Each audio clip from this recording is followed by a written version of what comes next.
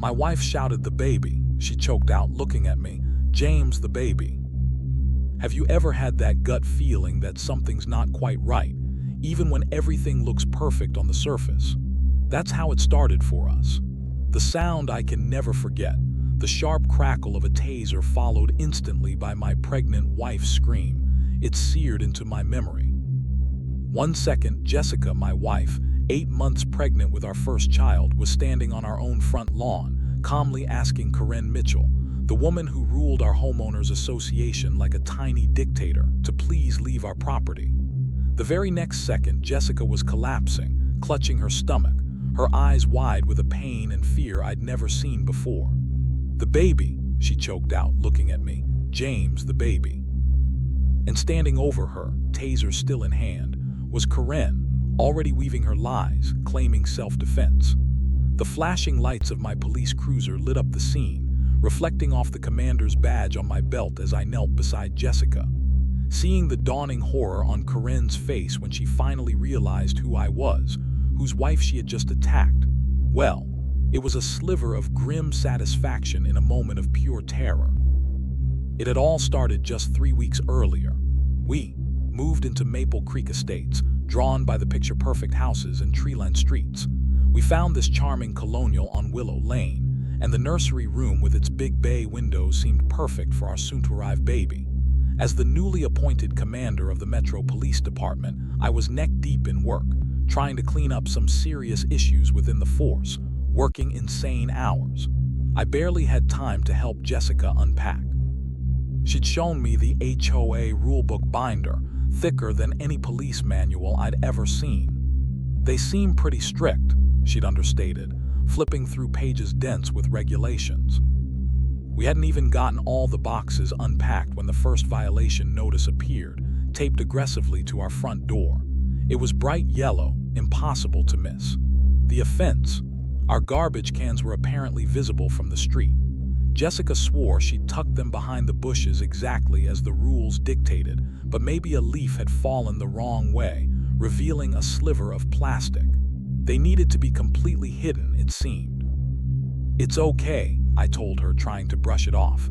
"We're new, we're still learning their system." I figured it was just an overzealous welcome. But then came the second notice, only 3 days later. Our simple welcome mat, an unapproved decoration, seriously, the mat. The next morning brought the third citation. This time the small American flag we put up on the porch was apparently 2 inches too large according to HOA specifications. 2 inches. Jessica called me at work, her voice tight with a frustration I completely understood. "James, this is getting absolutely ridiculous," she said. "I just saw a woman outside, measuring our grass with a ruler, a literal ruler." That weekend, things escalated from ridiculous to personal. Jessica was trying to add a bit of color to our yard, planting some hydrangeas near the porch. She loves gardening, it helps her relax. Suddenly, a shadow fell over her. She looked up from the dirt, squinting into the sun to see a woman in her 50s, dressed in expensive-looking yoga pants but wearing a stern expression and, bizarrely, a neighborhood watch captain badge. "Those aren't approved plants," the woman snapped, her voice sharp and unpleasant. My wife, clearly very pregnant, was still kneeling on the ground, but the woman made no move to offer a hand or even basic courtesy. "I'm Karen Mitchell," she announced, puffing herself up slightly. "HOA president. Those hydrangeas aren't on the approved vegetation list. That'll be a $150 fine." She didn't wait for a response, just turned and walked away. When I got home that evening, I found Jessica in tears. Not just frustration anymore, but hurt. "She treated me like I was nothing, James," she whispered. "Like I was deliberately trying to ruin her perfect neighborhood just by planting a flower." My blood started to simmer. This wasn't about rules anymore. This was about disrespect, about bullying. The next morning hammered that point home. We woke up to find the hydrangeas Jessica had so carefully planted ripped out of the ground and contemptuously tossed onto our porch, right next to yet another violation notice. This one presumably for the now unapproved plants. That was it. This wasn't just strict, this was harassment. I picked up the phone to call the HOA management company listed in the monstrous binder, ready to file a formal complaint. This had gone too far. My call to the HOA management company hit an immediate dead end, and the reason sent a chill down my spine. It turned out Karen Mitchell didn't just run the HOA board as president. She owned the management company itself. The very company tasked with enforcing the rules and collecting the fines was her personal business. There was no impartial third party here. Karen was judge, jury, and executioner, all while profiting from the fines she levied. This explained the laser focus on petty violations and the utter lack of recourse for residents. It felt less like a homeowners association and more like a protection racket. This discovery shifted things for me. This wasn't just a neighborhood dispute anymore. It smelled like the kind of abuse of power I was fighting downtown. At the station, I quietly asked Officer Rodriguez, one of my most trusted data analysts, to run a background check on Karen Mitchell. I just wanted to see if there was a pattern. What came back wasn't exactly criminal, but it painted a very clear picture. There were 3 previous lawsuits filed against her by homeowners in different neighborhoods where she'd previously lived or managed properties. All had been settled out of court, hushed up quickly. The complaints echoed our experience: selective enforcement of rules, excessive fines seemingly pulled out of thin air, and a pattern of personal harassment against anyone who dared question her authority. Rodriguez showed me her social media profiles, 2 pages filled with posts where she bragged about maintaining high standards and keeping property values up, often accompanied by veiled threats towards unnamed problem residents. "Looks like she's a professional bully, Commander," Rodriguez concluded, shaking his head. He wasn't wrong. The following Friday was the monthly HOA meeting. Despite my reservations about the stress it might cause her, Jessica insisted on going. She felt it was important to show up, to try and engage through the proper channels, even if those channels seemed hopelessly corrupt. I went with her, of course. Walking into that community center meeting room felt like stepping into Karen Mitchell's personal courtroom. She controlled the proceedings with an iron fist, dismissing legitimate concerns with a wave of her hand, cutting off speakers mid-sentence if she didn't like what they were saying, and constantly referencing obscure bylaws that seemed to only apply when it suited her.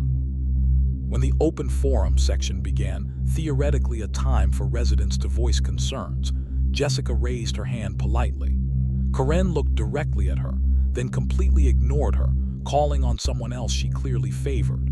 Jessica tried again when the next opportunity arose, ignored again. After the 3rd time, seeing her hand patiently raised while Karen scanned the room pretending not to see, Jessica had had enough. She carefully pushed herself to her feet, her pregnant belly a clear statement in the tense room. "Excuse me," she said, her voice calm but firm. "We've tried to follow all the guidelines, but we have some questions about." Karen's voice sliced through the air like ice. "Sit down," she commanded, her eyes flashing. "We don't recognize speakers who aren't recognized by the chair." The room fell into an awkward, heavy silence. Everyone knew it was wrong, but nobody dared challenge Karen. Jessica, however, didn't back down easily. She took a deep breath.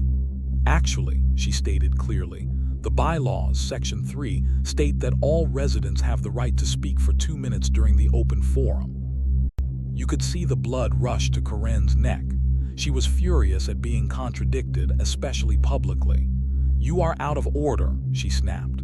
"Security, please escort this disruptive resident out." 2 men wearing ill-fitting shirts with HOA security crudely printed on them started moving uncertainly towards Jessica. That's when I decided enough was enough. I stood up slowly, making sure my police commander's badge, clipped to my belt, was clearly visible in the room's lighting. "That won't be necessary," I said, my voice quiet but carrying authority. The 2 guards immediately hesitated, looking from Karen's furious face to my badge and back again, suddenly unsure of their mandate.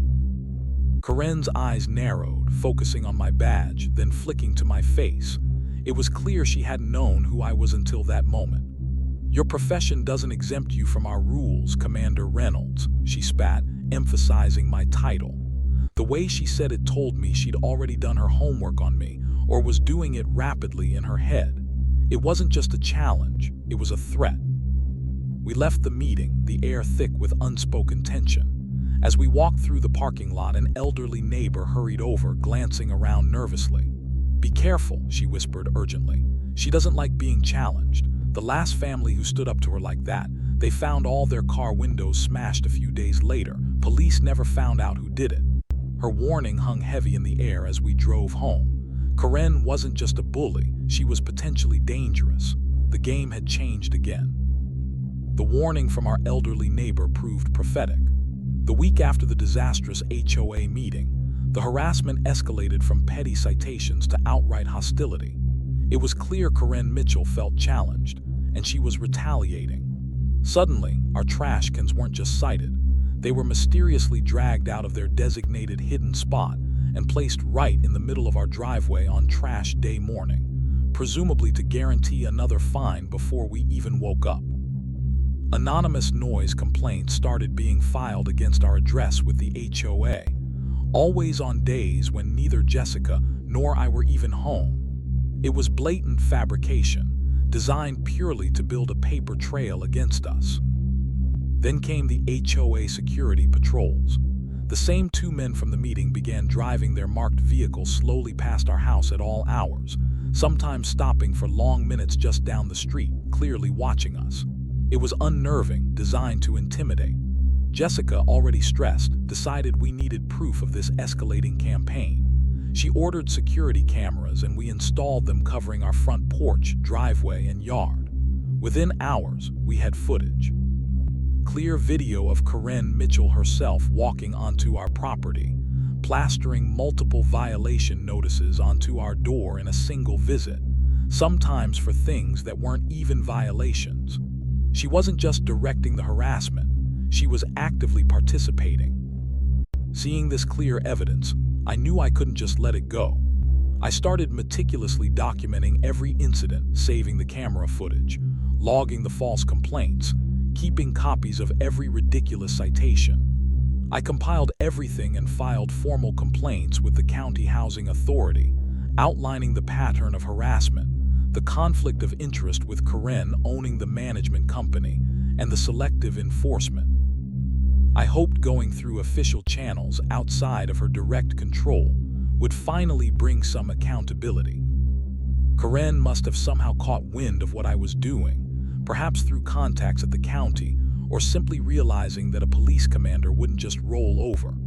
Because the very next day, our cameras caught her again, this time standing on the sidewalk, pointing directly at our house while talking animatedly with her two security guards. It looked exactly like she was giving them instructions. We didn't have to wait long to find out what those instructions were. That evening, as Jessica was about to leave for a prenatal yoga class, she found the HOA security vehicle parked squarely in front of our driveway, completely blocking her car in. When she politely asked the two men inside to move, explaining she couldn't get out, they just smirked. "Sorry, ma'am," one of them said, not sounding sorry at all. "We're conducting an investigation based on a complaint." A complaint about what? Our driveway existing. It was pure, calculated obstruction. Jessica called me, frustrated and trapped. I immediately dispatched a marked patrol car from my department, but almost as if they were tipped off, by the time the real police officers arrived just a few minutes later, the HOA security car had conveniently moved down the street, the guards claiming they were just finishing up their patrol. They knew exactly how to play the game, staying just shy of anything easily provable as illegal interference. Things reached a terrifying breaking point 3 days later. I was at police headquarters, deep in the middle of a major operation my team had been working on for months. We were targeting corruption within a specialized unit, and we had just uncovered solid evidence implicating several high-ranking officers in a serious kickback scheme. It was high-stakes, high-pressure work. My phone buzzed, breaking my concentration. It was Jessica. Her name flashing on the screen immediately sent a jolt of unease through me. "James," she said, her voice trembling, but this time it wasn't just frustration or fear, it was pure anger. "Karen and her security team are back. They're on our lawn again, measuring the grass. They're taking pictures of the house, everything. I'm going out there to tell them to leave." "No, Jess, stay inside," I urged her, my own pulse quickening. The situation felt volatile. "Don't engage with them. I'm wrapping up here. I can be home in 20 minutes, maybe less. Just wait for me." "No, James," she replied, her voice hardening with resolve. "I am tired of hiding in our own house like a prisoner. This is our property. I know my rights." Before I could argue further, I heard the distinct sound of our front door opening through the phone line. Her voice grew more distant as she stepped outside. "Please leave our property," I heard her say, her tone remarkably calm despite the situation. I kept the line open, heart pounding, yelling her name into the phone, simultaneously grabbing my keys and sprinting towards my unmarked cruiser. I listened helplessly as the confrontation I had feared began, miles away, while I raced against time, praying I wouldn't be too late. Listening through the phone, still miles away, my world narrowed to the sounds coming from my own front lawn. I heard Jessica's voice, steady despite everything, telling Corinne Mitchell, "This is private property and I am asking you to leave now. You are trespassing." I gripped the steering wheel tighter, urging my car faster, the siren clearing traffic ahead. Then came Corinne's voice, sharp and dripping with venom. "Don't you dare tell me what to do in my neighborhood." The implied ownership, the sheer arrogance was astounding. I could hear the rising aggression in her tone, a dangerous edge that hadn't been there before. Jessica repeated her request firmly, "Please leave now." I was halfway home, maybe 4 minutes out, the flashing lights reflecting off street signs, when I heard Corinne suddenly yell, "Don't you dare touch me." My blood ran cold. I knew Jessica. She wouldn't physically confront anyone, especially not now. It had to be a setup, a lie Corinne was creating for her audience of security guards and potentially hidden cameras of her own. And then, before I could even process that thought, I heard it, the distinct, sickening crackle of an electric charge. It was immediately followed by a scream from Jessica, a sound of pure agony and shock that ripped through the phone line and straight into my heart. It's a sound I'll hear in my nightmares for the rest of my life. Then silence for a horrifying second, followed by the thud of her body hitting the grass. I heard Corinne yelling again, projecting for anyone listening. She attacked me. I had to defend myself. Liar. My foot slammed the accelerator to the floor, the engine roaring. My mind raced, flashing through worst-case scenarios, the baby, Jessica. What that electrical shock could do. 3 minutes. I was just 3 minutes away. Those were the longest 3 minutes of my existence. My tires screeched as I swerved onto our street, the siren blaring. Even before I reached our house, I could see a small crowd of neighbors gathering on the sidewalk, drawn by the commotion. And then I saw it. The scene that stopped my heart cold. My wife, Jessica, crumpled on our lawn, her hands protectively wrapped around her stomach, her face contorted in pain. Standing over her, holding a black object that was unmistakably a taser, and not a cheap civilian model, this looked police grade, was Corinne Mitchell. Her 2 security goons flanked her, looking suddenly less confident now that actual police lights were bathing the scene. Time seemed to warp, slowing down as years of training kicked in over the panic threatening to engulf me. I slammed the car into park right in our driveway, the flashing blue and red lights illuminating the entire horrifying tableau. I leaped out, my commander's badge prominently displayed on my belt, and rushed towards Jessica. I knelt beside her, my first priority her well-being. Checked her pulse, scanned for immediate injuries, my mind automatically cataloging symptoms with the detached precision that high adrenaline situations force upon you. "Stay with me, Jess," I whispered, trying to keep my voice calm for her sake. "Help is coming." Her eyes found mine, wide with fear, not for herself, I realized, but for our unborn child. "The baby," she gasped again, her voice weak. "James, check the baby." Behind me, Corinne was already performing for the assembled neighbors, loudly proclaiming her fabricated version of events. She became aggressive, very threatening, Corinne announced, gesturing towards Jessica on the ground. "As HOA president, I have a duty to maintain order and safety. Your wife clearly has emotional problems, Commander." She spat my title out again, trying to use it to intimidate or imply I'd abuse my power to protect Jessica. I turned slowly from Jessica, letting Karen see the cold fury in my eyes, the same look I reserved for hardened criminals who thought they could lie their way out of anything. Karen's voice faltered, her self-righteous bluster evaporating under my gaze. "Karen Mitchell," I said, my voice dangerously quiet but perfectly controlled, cutting through the neighborhood chatter. "You just assaulted a pregnant woman. You used an illegal taser, one that requires specific law enforcement licensing, and is absolutely not authorized for civilian use in this state." I deliberately raised my eyes towards the security camera mounted under the eaves of our roof, the one Jessica had insisted we install. "And the best part," I continued, locking eyes with Karen again, "your assault, your trespassing, your false accusations, it's all recorded. Crystal clear, high-definition video." The color drained instantly from Karen's face. The carefully constructed mask of neighborhood authority crumbled, revealing the panicked bully underneath. One of her security guards visibly took a step back, subtly trying to distance himself from the rapidly escalating criminal situation unfolding. I was defending myself," Karen stammered, the confidence completely gone now, replaced by a shaky fear. "She came at me."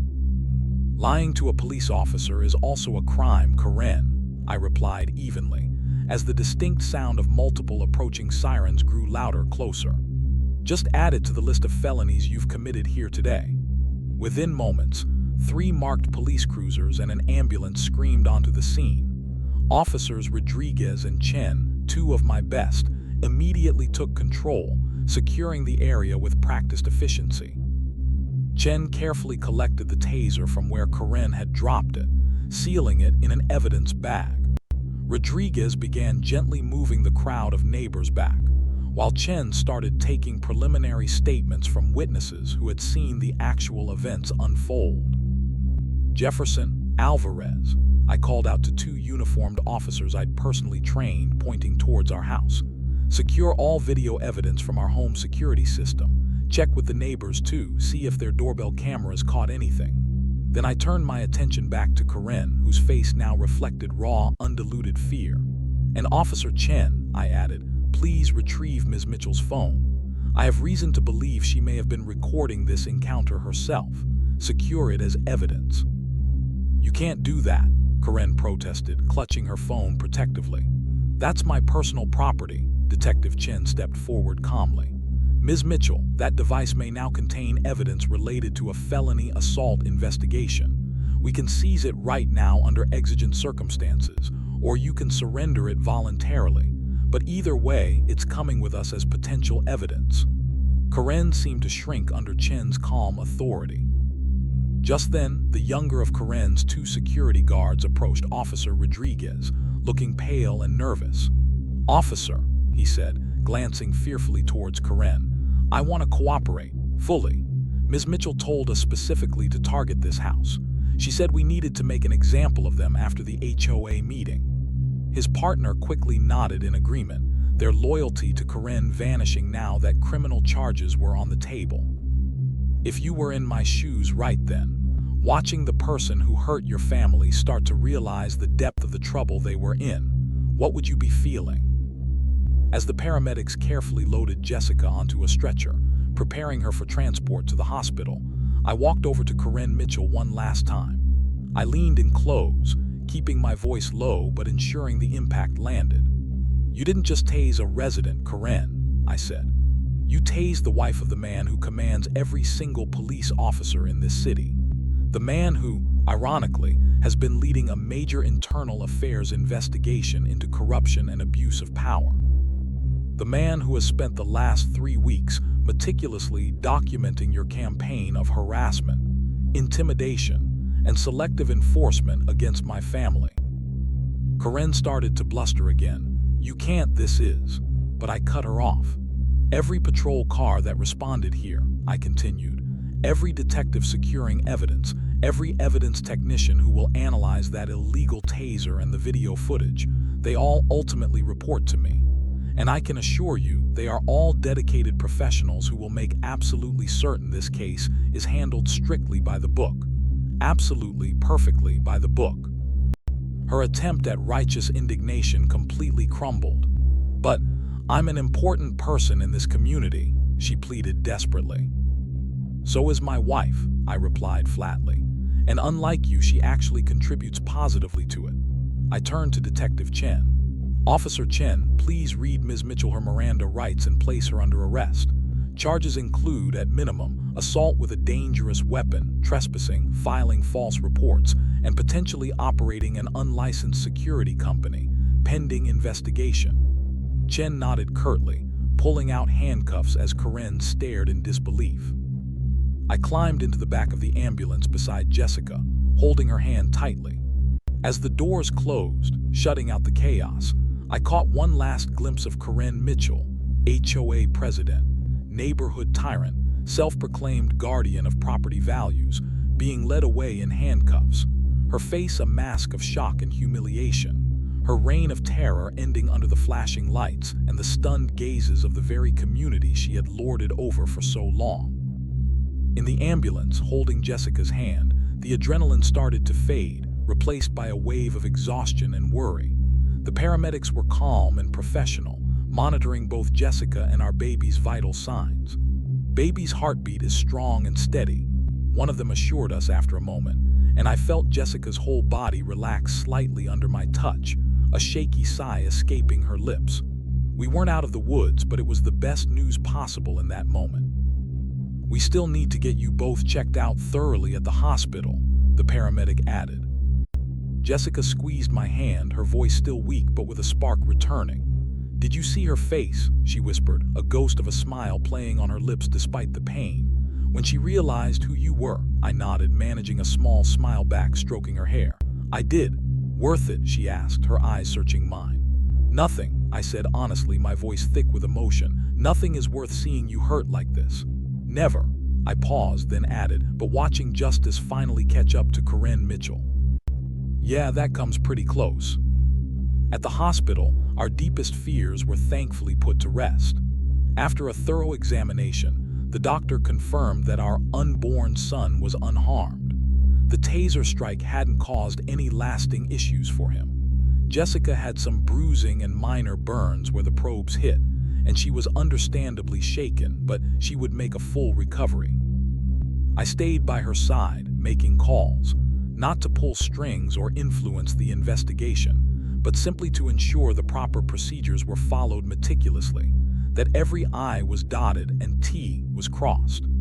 Karen Mitchell might have thought my position gave me unfair influence, but I was determined to show that it meant ensuring the law was applied fairly, even when the victim was my own wife. Karen spent that night, and several more, in jail. Bail was initially denied due to the severity of the assault on a pregnant woman and the evidence of her calculated harassment campaign. The investigation quickly snowballed. Empowered by Karen's arrest, other neighbors in Maple Creek Estates finally came forward, sharing their own stories of her intimidation tactics, unfair fines, and abuse of power. The County Housing Authority launched a full investigation into her management company, prompted by my earlier complaints and the flood of new ones. They soon uncovered evidence that Karen had been skimming money from the HOA funds for years, using the association's money to finance her personal lifestyle while selectively targeting residents who questioned her authority or refused to bow to her whims. Financial fraud was added to her growing list of charges. 3 weeks later, Jessica and I attended a special community meeting called by the County Housing Authority. The atmosphere was completely transformed. People spoke openly, sharing ideas and concerns without the fear of retribution that had choked the neighborhood under Karen's rule. Karen's entire hand-picked HOA board had resigned in disgrace shortly after her arrest, and her management company's contract was terminated, its assets frozen pending the fraud investigation. Today, 6 months later, life in Maple Creek Estates feels like a different world. Our son, Matthew, is healthy and happy, currently trying to investigate the fascinating texture of the grass in our backyard, grass that is mowed to a reasonable height, not measured with a ruler. A new HOA board, genuinely elected by the residents, meets quarterly. They focus on actual community well-being, safety improvements, organizing neighborhood events, and maintaining shared spaces, not on the color of welcome mats or the exact species of flowers someone plants.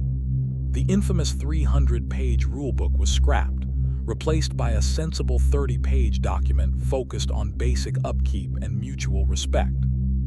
As for Karen Mitchell, she eventually pleaded guilty to assault with a dangerous weapon and several counts related to the financial fraud.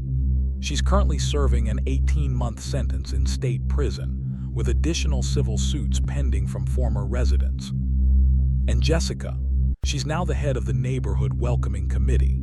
She personally delivers gift baskets to new families moving in. Each basket includes, along with local goodies, a cheerful note explaining the real community guidelines, assuring them that personal touches are welcome. And yes, hydrangeas are perfectly lovely flowers to plant in your yard.